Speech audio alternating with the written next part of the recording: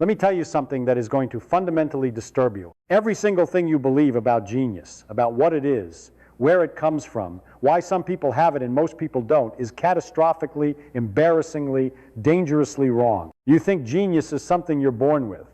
You think it's this mysterious gift that arrives in certain skulls and skips others. You think Einstein had it, Mozart had it, and you sitting there watching this don't. Wrong. Wrong. Completely, utterly, magnificently wrong. Here's what nobody, not your teachers, not your parents, not your university professors ever told you. Genius is not a noun. It's not a thing you possess. It's a verb. It's something you do. It's a specific, learnable, repeatable pattern of thinking that produces extraordinary results in ordinary brains. I know this because I spent my entire life reverse engineering it. I pulled genius apart like a broken radio, piece by piece, circuit by circuit, until I understood exactly how it worked. And what I found shocked me, because the thinking patterns that produce breakthrough ideas, revolutionary discoveries, and world-changing insights are not mysterious. They're mechanical, they're learnable, and they're available to you right now, today. Buckle up. I want to start with a number, 160. That was supposedly my IQ score when I was tested as a child. 160. Which sounds enormously impressive until you learn that my close colleague and friend, the physicist Hans Bethe, a man whose mathematical abilities made me feel genuinely humble on a regular basis, scored somewhere around 150 on the same type of test. And yet, I won a Nobel Prize. Hans Bethe also won a Nobel Prize. We were both, by any reasonable measure, extraordinarily productive physicists who made genuine contributions to human understanding. Now here's what's interesting. I also know people I've met, people I've worked with, people who've sat in my classes, who scored higher than 160 on IQ tests and produced almost nothing of scientific value, nothing original, nothing that pushed the boundaries of human knowledge. So what's going on? If genius is about raw intelligence, about the number your brain spits out on a standardized test, why does the correlation between that number and actual breakthrough thinking turn out to be so disappointingly weak? Because genius has almost nothing to do with IQ and everything to do with how you think. The myth that is actively hurting you, let me tell you why this myth. The myth that genius is innate, fixed, inherited, and distributed randomly among the population is not just wrong, but actively harmful. When you believe genius is something you either have or don't, it creates what psychologists call a fixed mindset, a belief that your cognitive abilities are static, that effort can't substantially change them, that when you encounter something difficult, the difficulty itself is evidence of your fundamental limitation rather than a perfectly normal part of the learning process. And here's the insidious thing about this mindset. It protects itself. If you try hard at something and still fail, a fixed mindset interprets this as definitive proof that you lack the natural ability. So the rational response from inside the fixed mindset is to not try too hard. Because if you don't try, you can always tell yourself, I could have done it if I'd tried. But if you try your absolute hardest and still fail, there's nowhere left to hide. So people with fixed mindsets systematically avoid challenges. They avoid situations where they might look stupid. They avoid learning new skills because the beginner phase, where you inevitably look incompetent, is too threatening to their sense of identity. And the result? They never push the boundaries of their thinking. They never develop the cognitive habits that produce breakthrough ideas.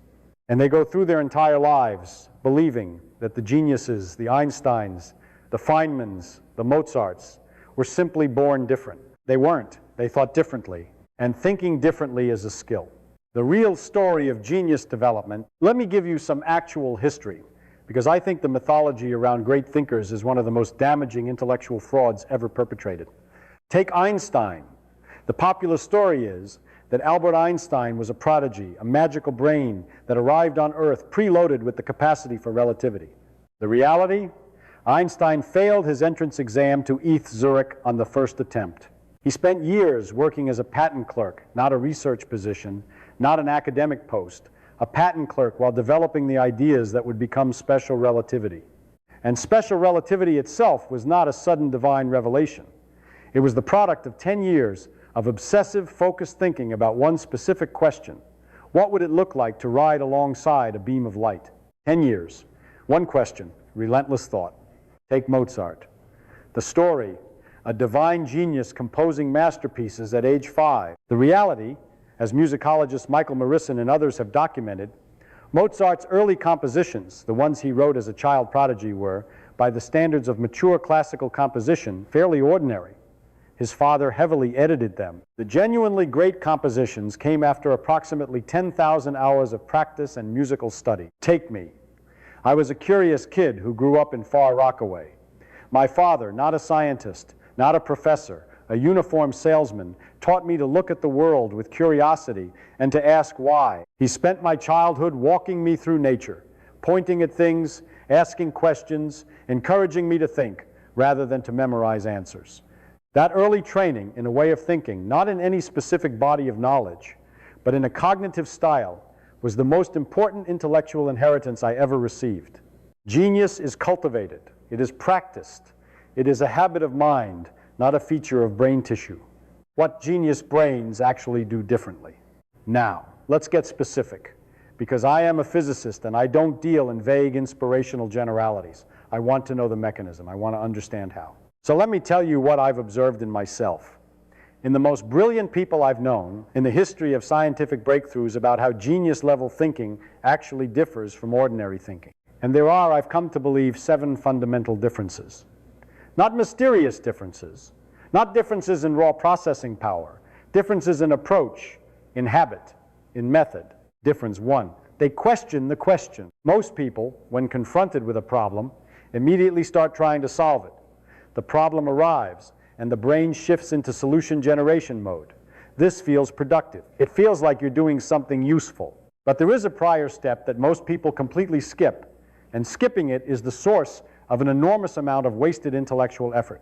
Before solving the problem, ask whether you're solving the right problem. Einstein, I keep coming back to him because he was such a clear exemplar of this habit, famously said that if he had 1 hour to save the world, he'd spend 55 minutes defining the problem and 5 minutes finding the solution. This sounds like an exaggeration for effect, but it's not. It reflects a genuine insight about where most problem solving goes wrong. Most unsolvable problems are unsolvable because they're the wrong problems. They're framed incorrectly. They contain hidden assumptions that make them unnecessarily difficult or even logically impossible. When I was working on quantum electrodynamics, the work that eventually won me the Nobel Prize, the problem as it was conventionally framed, was producing mathematical infinities. The calculations kept spitting out infinite values that were physically meaningless. Most physicists were trying to find ways to handle these infinities mathematically. I stepped back and questioned the question, why were the infinities appearing?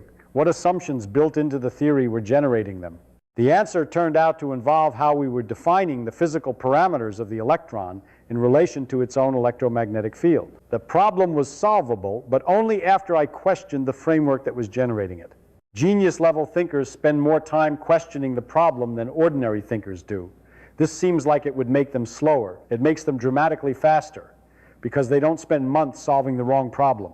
Difference 2, they play with ideas. I've touched on this before, but I want to go deeper here because I think it's profoundly misunderstood. The word play sounds frivolous.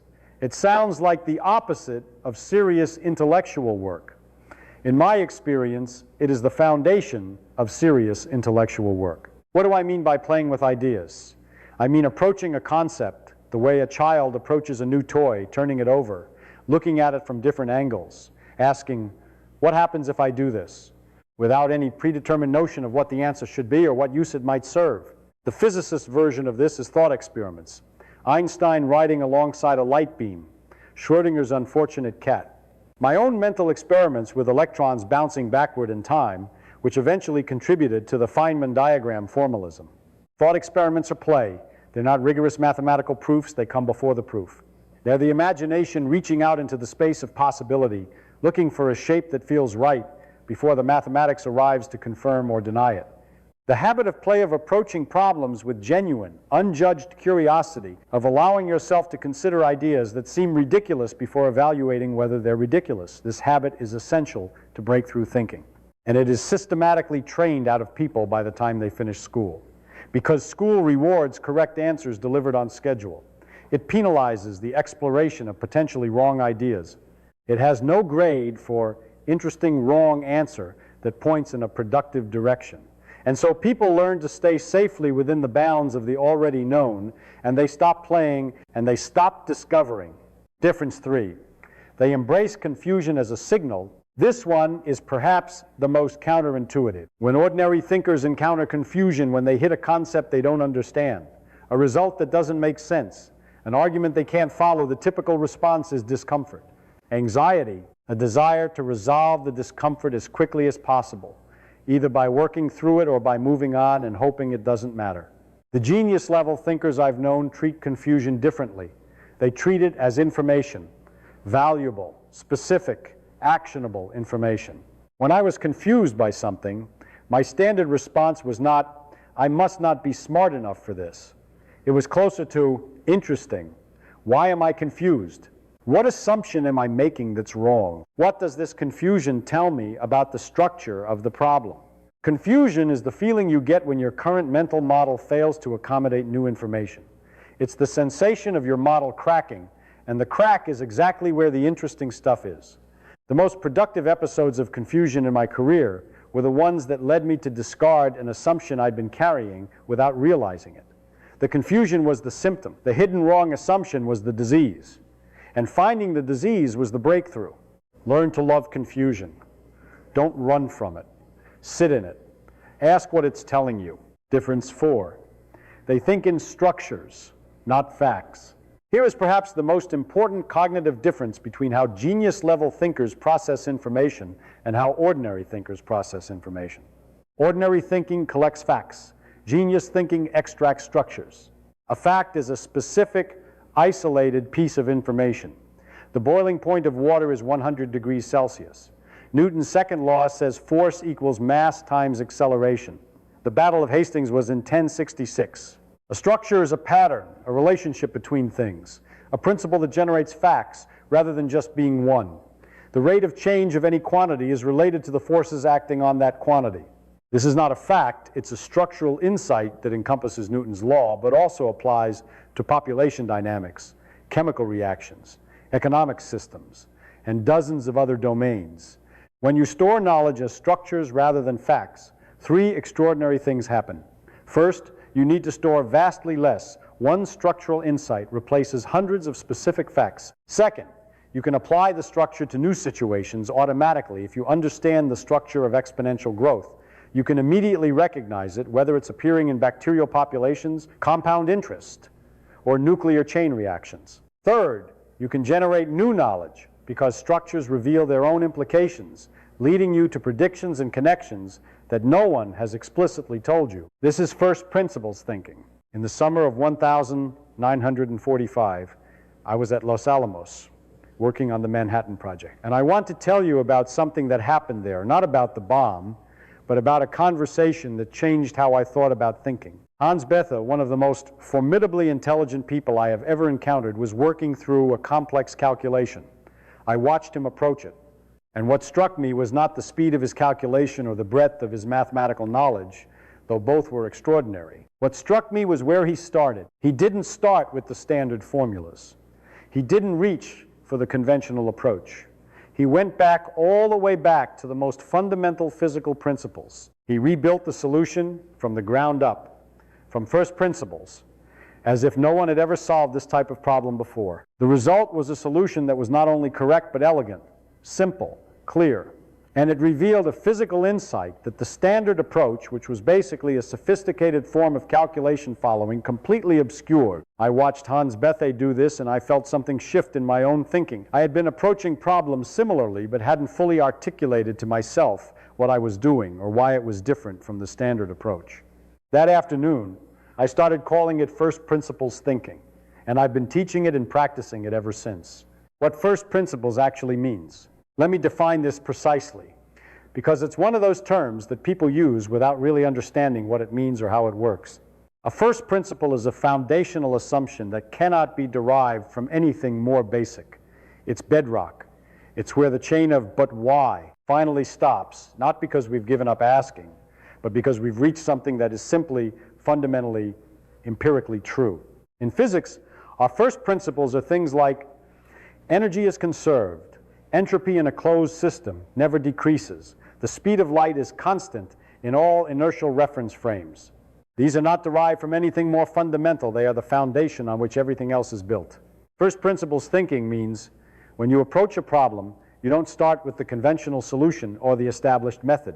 You start by identifying the true first principles that are relevant to the problem. Then you reason forward from those principles, building upward, step by step, toward a solution.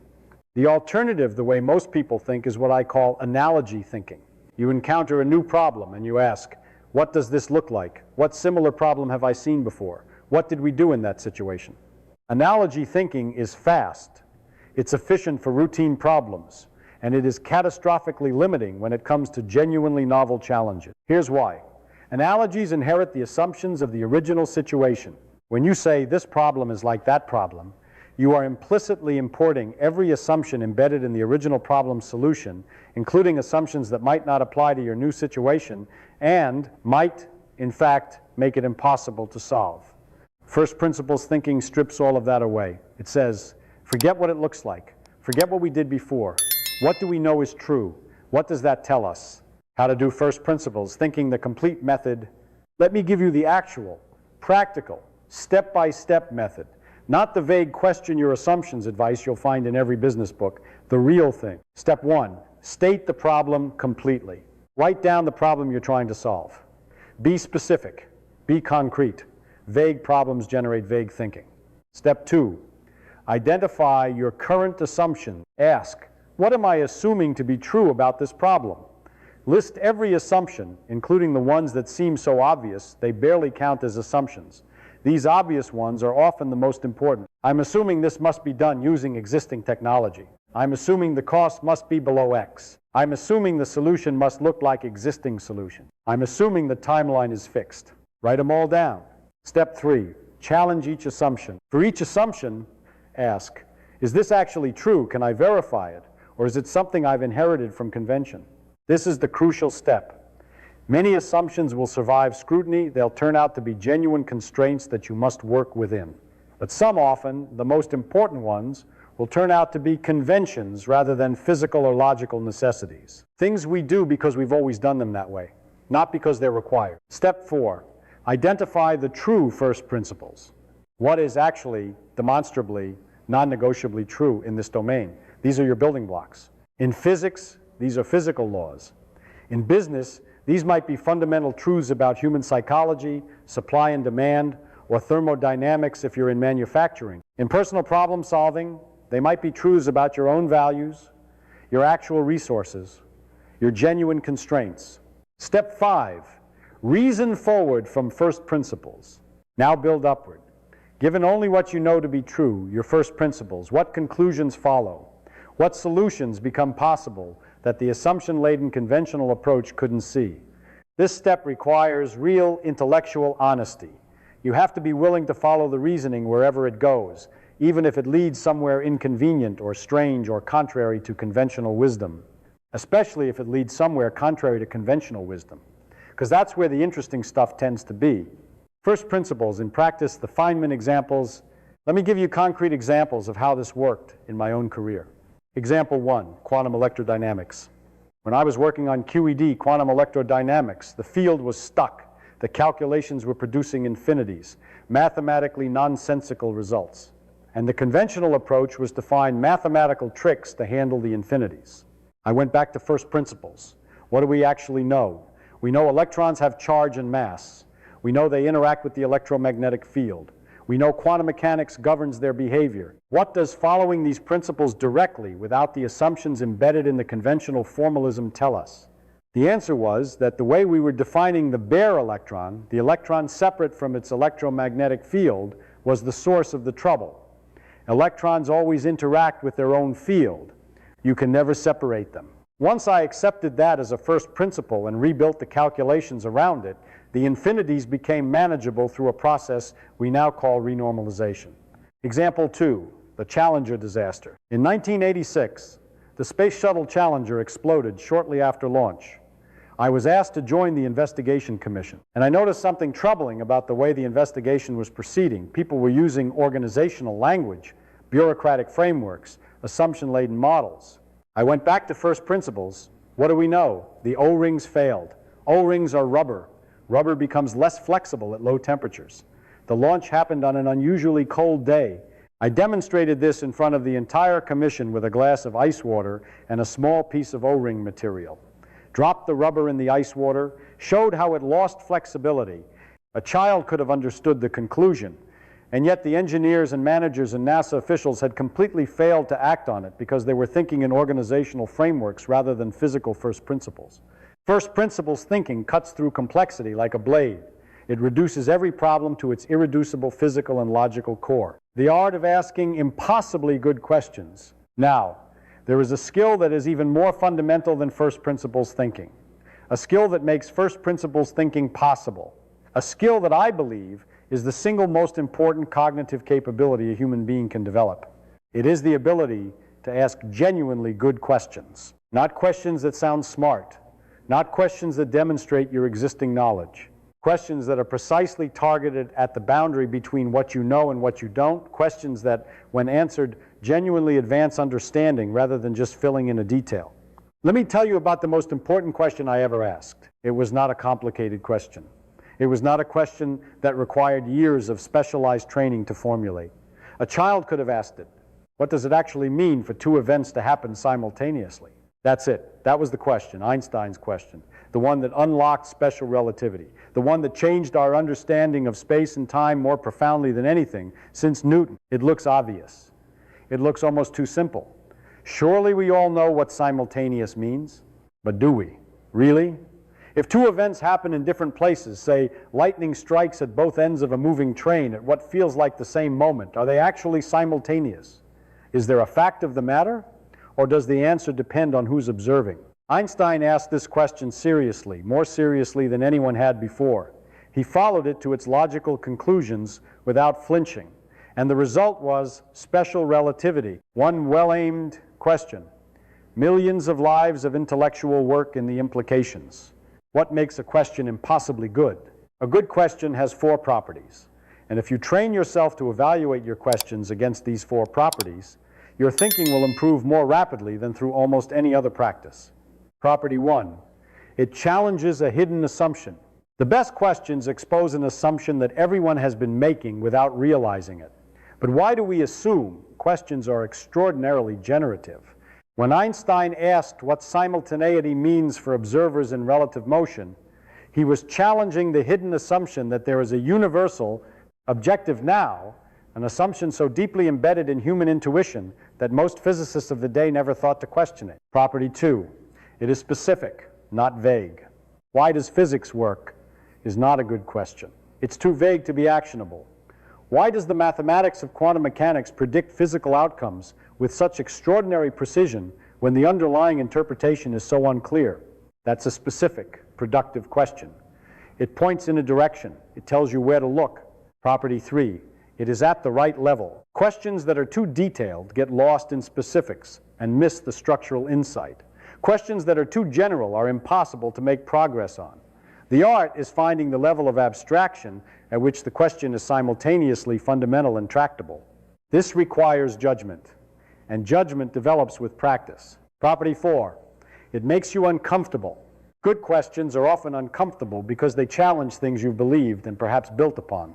If your question doesn't make you at least slightly nervous to pursue, if the potential answer doesn't threaten something, it's probably not pointing at anything very important. The questions that change fields are almost always questions that someone should have asked earlier but didn't because the answer was going to be disruptive.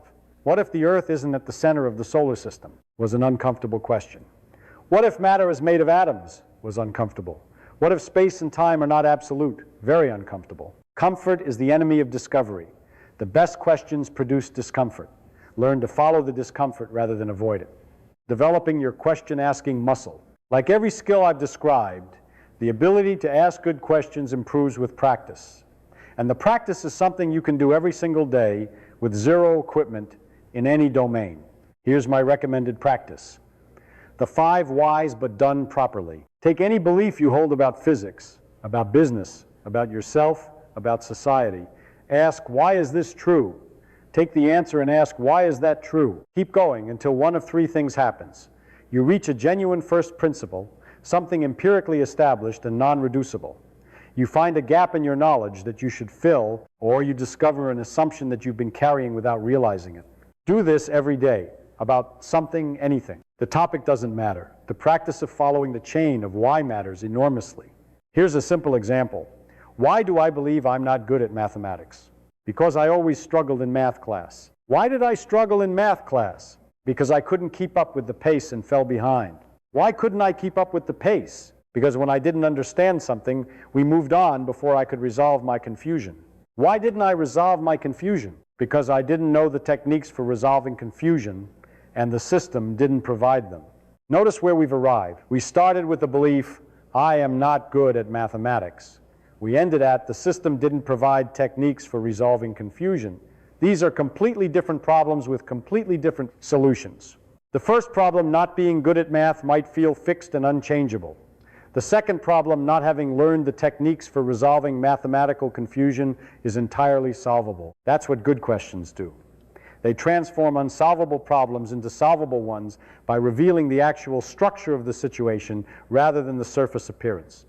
There's a phenomenon that every serious thinker eventually encounters. I've experienced it hundreds of times. Every physicist I've ever known has experienced it. And I suspect you've experienced it too, in whatever domain you think most deeply about. It's the mental block. You're working on a problem. You've been working on it for days, maybe weeks. You've tried every approach you can think of. You've applied every technique in your repertoire. And nothing.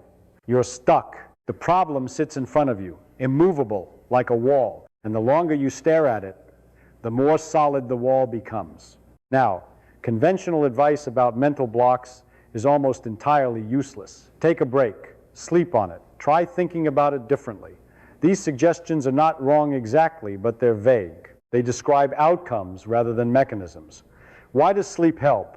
How do you think about something differently? What's actually happening in the brain during a block? And what does that tell us about how to dissolve it? I want to give you the actual mechanism, because once you understand the mechanism, you have real control over the process. What a mental block actually is. A mental block is not a failure of intelligence. It is not evidence that you're not smart enough for the problem. A mental block is a cognitive rut. It's what happens when your brain has found one particular approach to a problem and is running that approach so repeatedly and so automatically that it can no longer easily access other approaches. The brain is an extraordinarily efficient pattern recognition machine. When it encounters a problem, it rapidly searches its existing pattern library for something that matches. When it finds a match or something close to a match, it runs the associated solution approach. This is why experienced problem solvers are often faster than novices. They have larger pattern libraries and can match more quickly. But efficiency has a cost. The same pattern matching process that makes experienced thinkers fast also makes them rigid. Once the brain has settled on an approach, once it has identified the pattern it thinks applies, it becomes increasingly difficult to step back and consider that the pattern might be wrong. This is the mental block, not stupidity, not limitation. The brain's efficiency mechanisms working against you. How to destroy a mental block. The Feynman method. Over my career, I developed several specific techniques for breaking out of mental blocks. Let me give you each one with the precision that actually makes it useful. Technique 1. The complete restatement. When you're stuck on a problem, your brain has internally represented that problem in a specific way.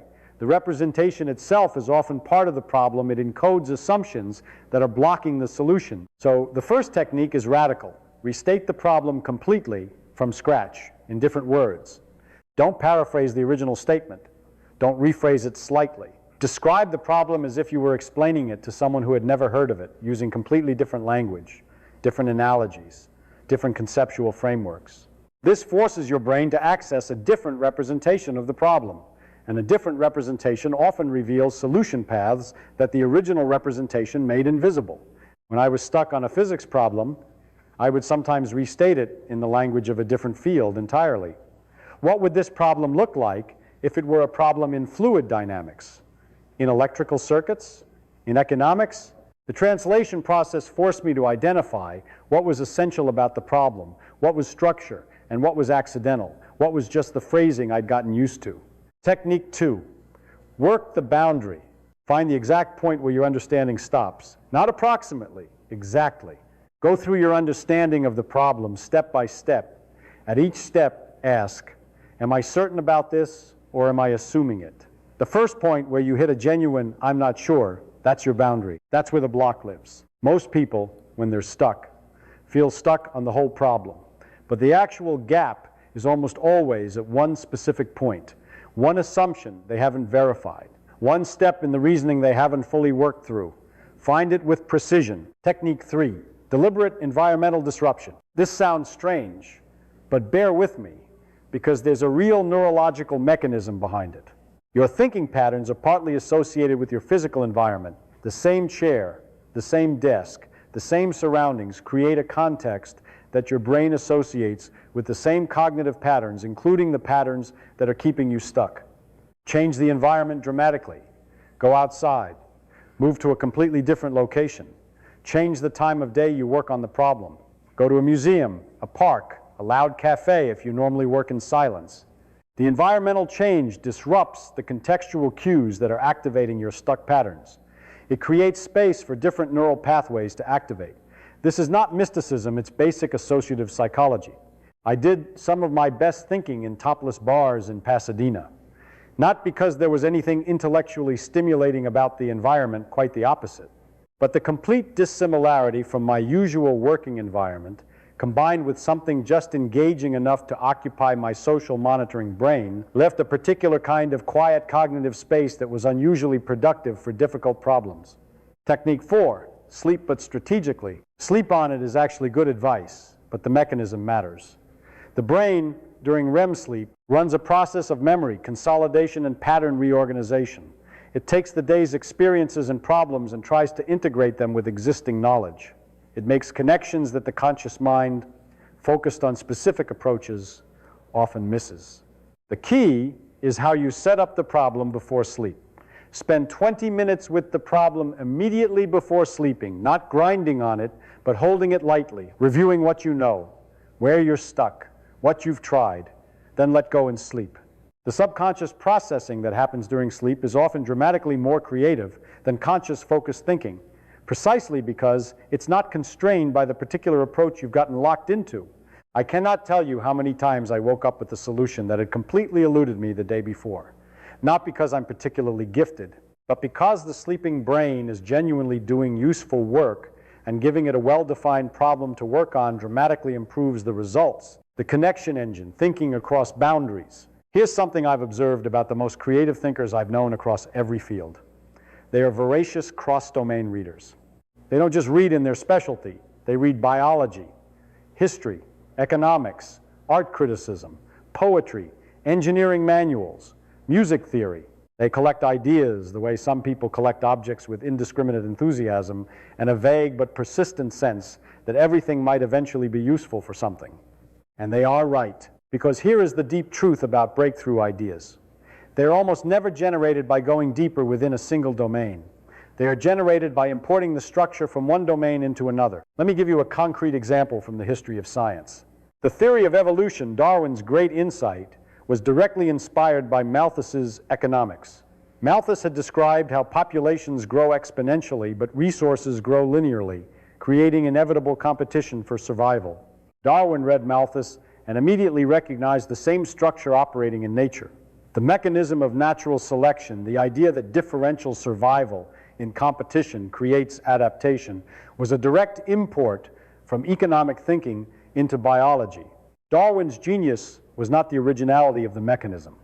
The mechanism existed in economics. His genius was recognizing that the same structure operated in the biological world and having the courage to follow that recognition to its full conclusion. This pattern repeats endlessly in the history of breakthrough ideas. Information theory was built on thermodynamics. Game theory was built on the mathematics of military strategy. Fractals were discovered by applying self-similar mathematical structures to physical phenomena. The DNA double helix was solved partly through X-ray crystallography techniques developed in physics. The connections are the breakthroughs, and you find the connections by having a wide enough knowledge base that they can appear. How to build your connection engine? Here is the practical method for developing this capacity for cross-domain thinking. Step 1, maintain a curiosity portfolio. Actively maintain interest in at least 5 fields completely outside your primary domain. Not casual interest, genuine, regular, organized engagement. Read the serious books. Follow the active debates. Understand the fundamental principles and the open questions. My personal portfolio over my career included biology, art, music, history of science, philosophy of mind, economics, and several branches of mathematics far from my primary research area. These weren't hobbies, they were systematic investments in connection-making potential. Step 2, actively look for structural similarities. When you learn something in any domain, ask, where else does this structure appear? Not the surface features the deep structure, the mathematical relationship, the logical pattern, the causal mechanism. Exponential growth appears in biology, physics, economics, information theory, and epidemiology. The principle of least action appears in optics, mechanics, electrodynamics, and quantum mechanics. Feedback loops appear in thermostats, ecosystems, economies, and neural networks. These cross-domain appearances of the same structure are not coincidences. They're telling you something profound about the underlying architecture of reality. Step 3, maintain an idea journal. Write down every interesting connection you notice, immediately.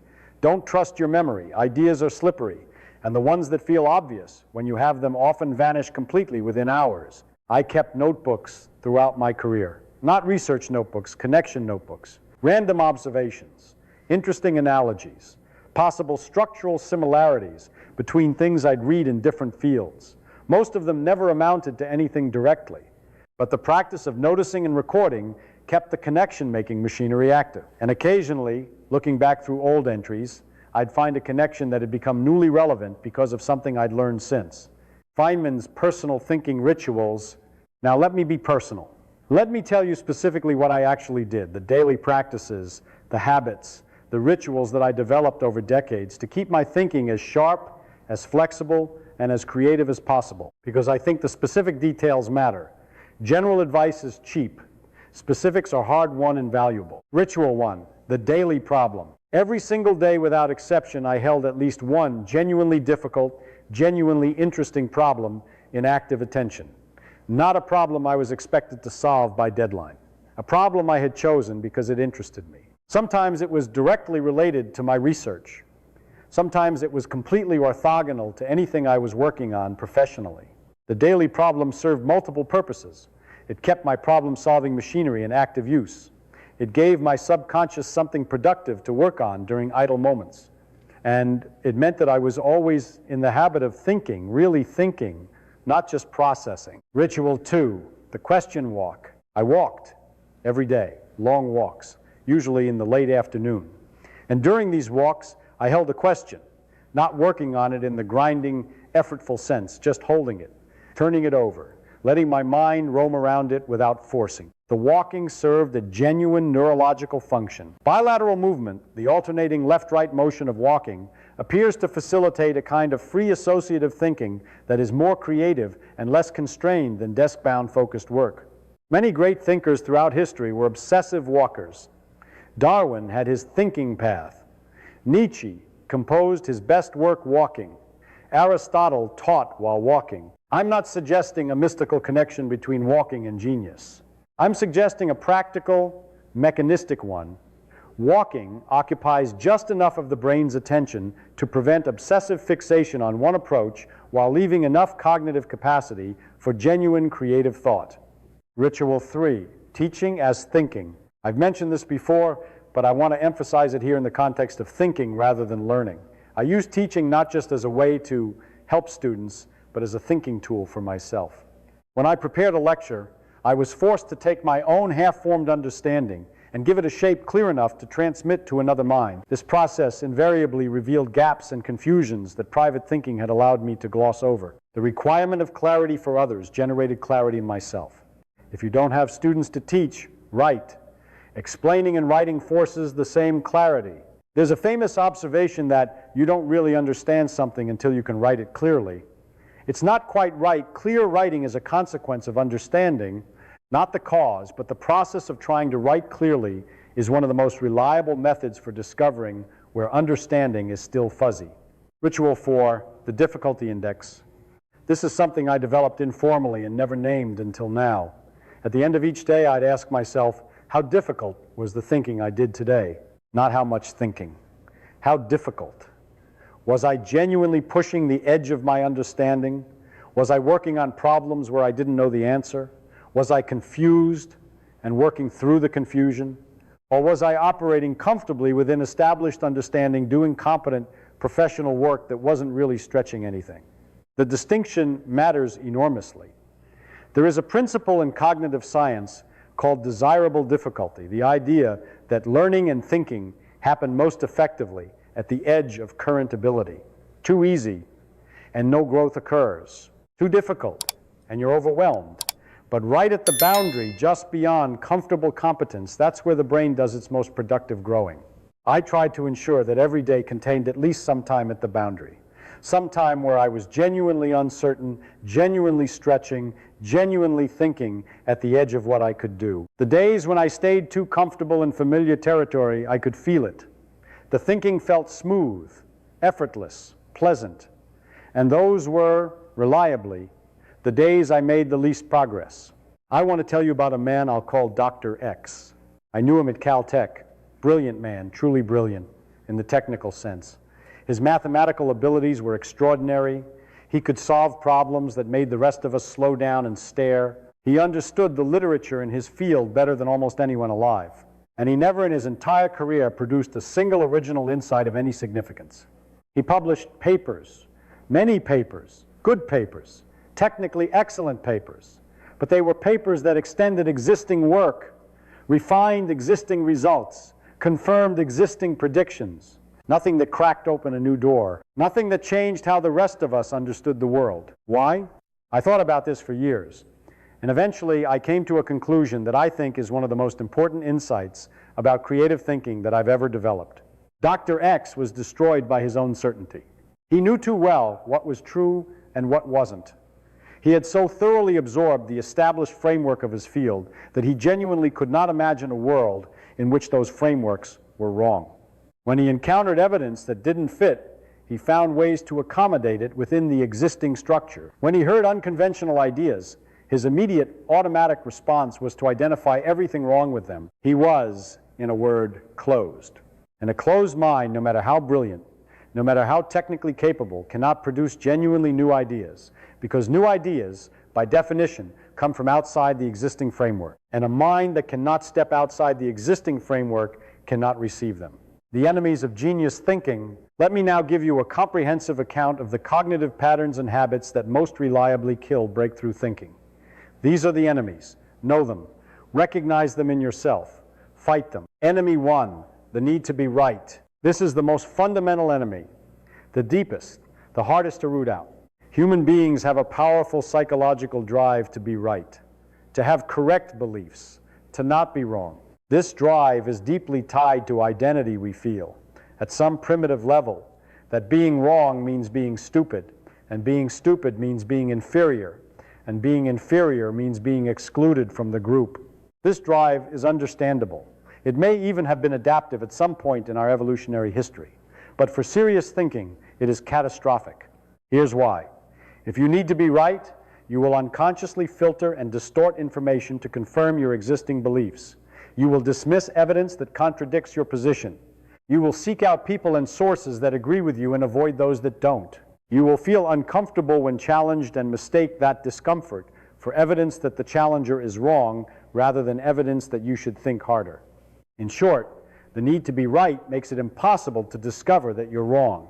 And discovering that you're wrong about something important, about something you've built upon, about a deeply held assumption is precisely the mechanism by which understanding advances. I have been wrong many times in my career. I have published ideas that turned out to be incorrect. I have held positions that I later had to abandon.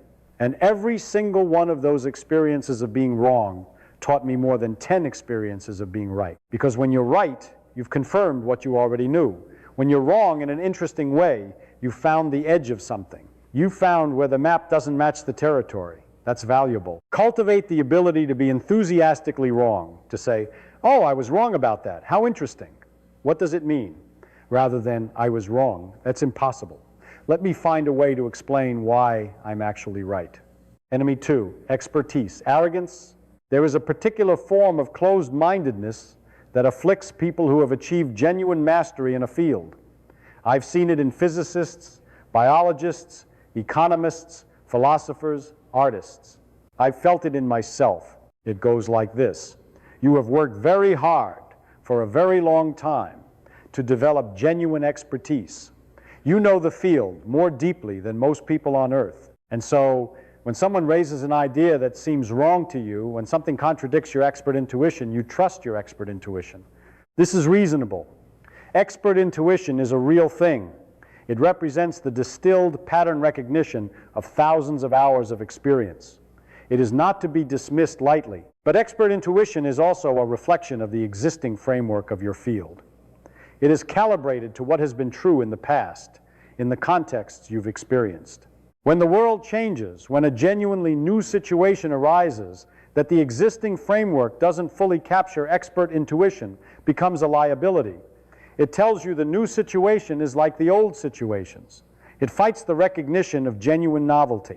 The physics establishment of the early 20th century was full of brilliant, deeply expert people who were confident that classical physics was essentially complete, that there were perhaps a few minor issues to tidy up, but the fundamental picture was right. Einstein, who was not yet an insider, not yet an established authority, asked the uncomfortable questions. The insiders couldn't ask them because their very expertise, their deep immersion in the existing framework, made it nearly impossible to see the framework as a framework. Stay curious in your own domain.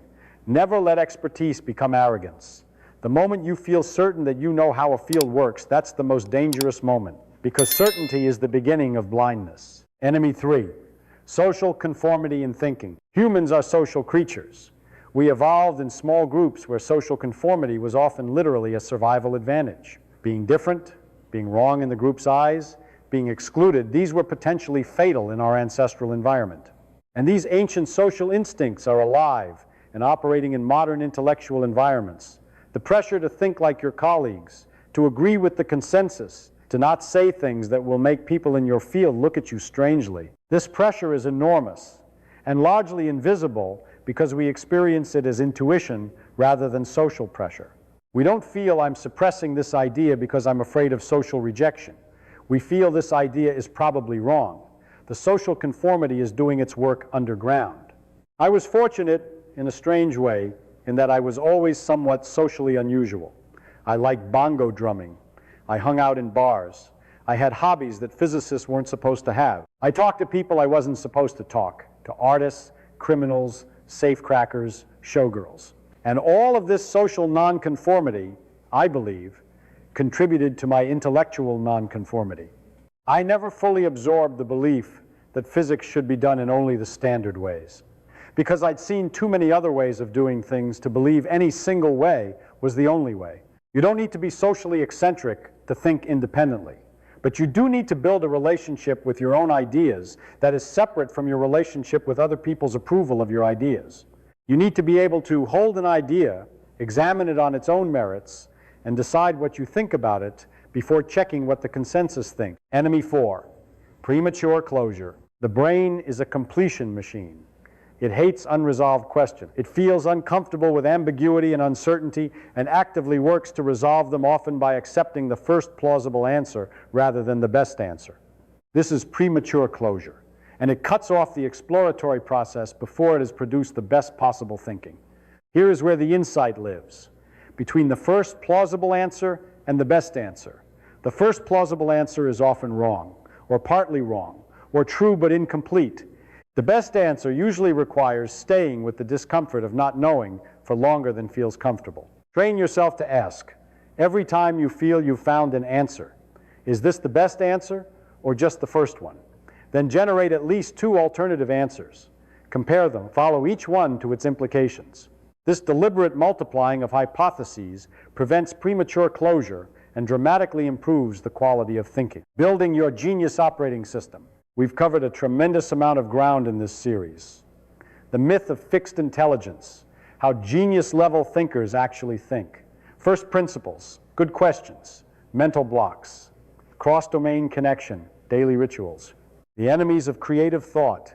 Let me now give you the integrated system, the complete practical architecture that you can implement starting today to transform how your brain operates. Layer 1, foundational beliefs.